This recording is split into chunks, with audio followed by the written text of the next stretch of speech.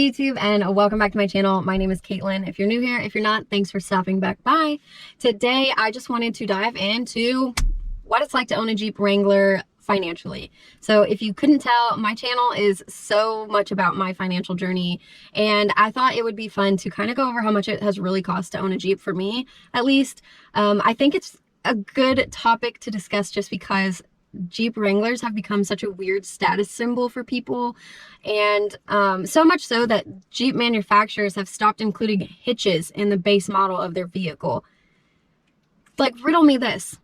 What good is a Jeep without a hitch? Like, why are you driving it without a hitch? It's not made for highway travel all the time. I mean, it's silly to me. So I thought it'd be important to take a look at how much it costs to have a Jeep, and maybe I can persuade someone to take a hard look at why they're buying a Jeep before they buy it, because it is a big financial move. So with that, I've got my handy dandy notebook with some notes in it on how much it has really cost. So I'll just dive right in. But if you could be so kind as to leave a like, comment on my videos, or subscribe to be super nice, I would really appreciate it. And with that, in 2019, I bought a 2009 Jeep Wrangler Rubicon from a dealership.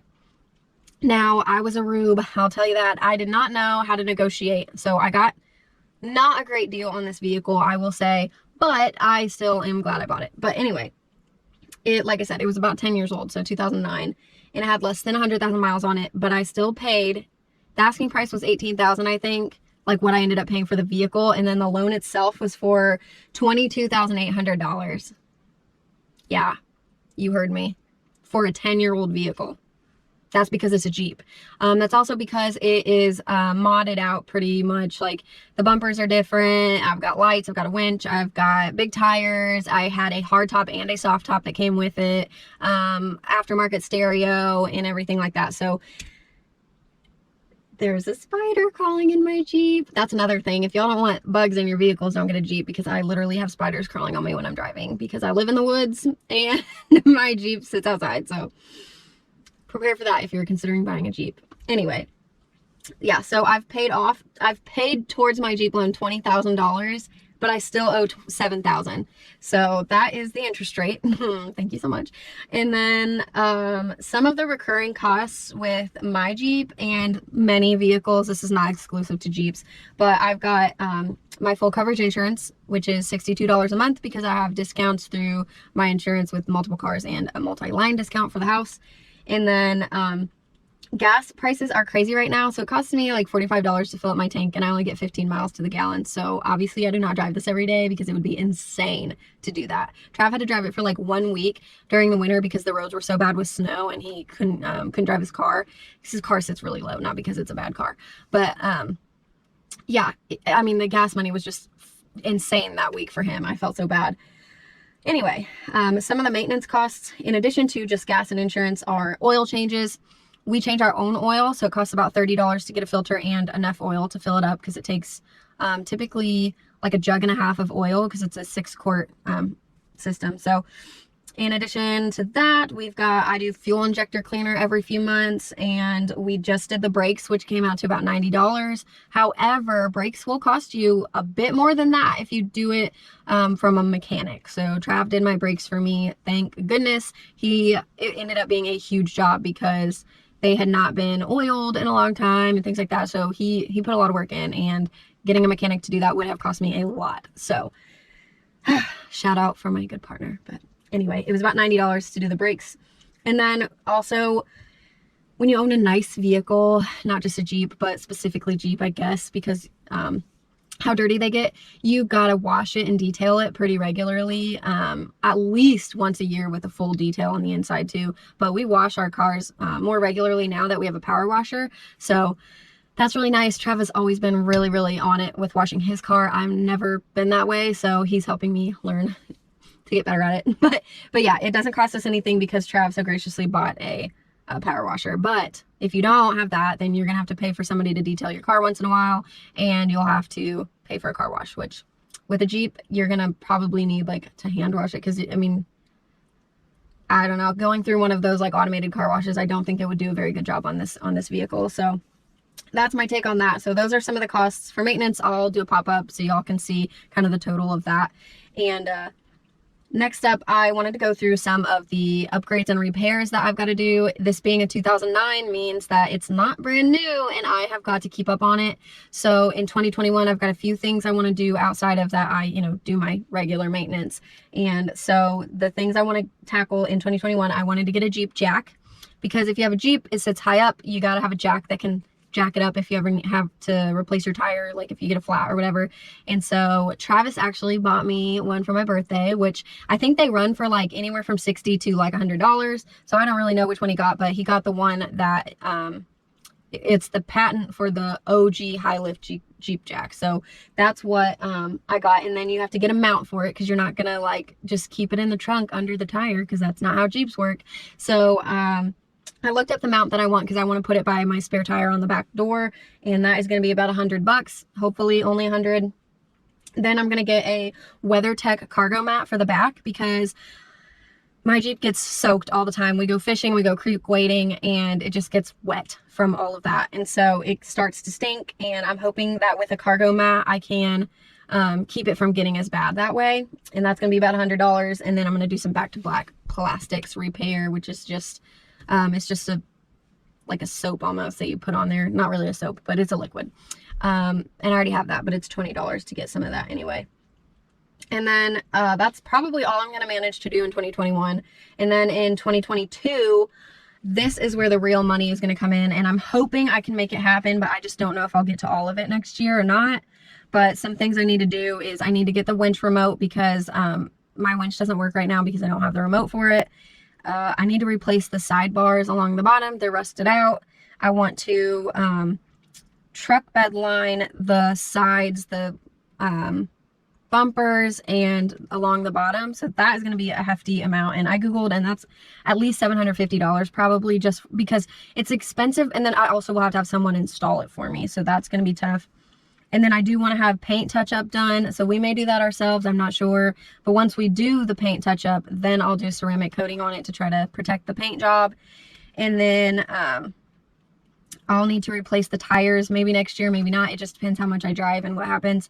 But that's going to run me probably $800. And then a new spare cover. We might just put a sticker over the one we have, because my spare cover says IU, but I went to Purdue, so I kind of just want a different one.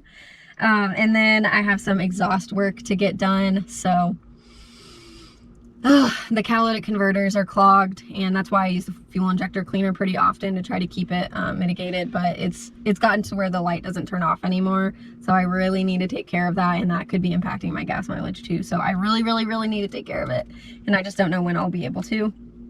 So yeah, an estimated total of the work that I plan to do coming up is like anywhere from $2,800 to $3,000, and that's just to keep it from falling apart. So, and that's mostly all cosmetic stuff. So if you're interested in buying a Jeep Wrangler, by all means, get what you want and live your best life, but really consider it first, because it is not a cheap vehicle to own or drive. And if you're not going to use it, to go off-roading and to go, driving in the snow and all that kind of stuff, then consider maybe getting a crossover that has all-wheel drive or something. Like if your main thing is that you're just going to go to designated campsites in Tennessee, then you don't need a Jeep Wrangler, and you might be better off with something else that suits you more.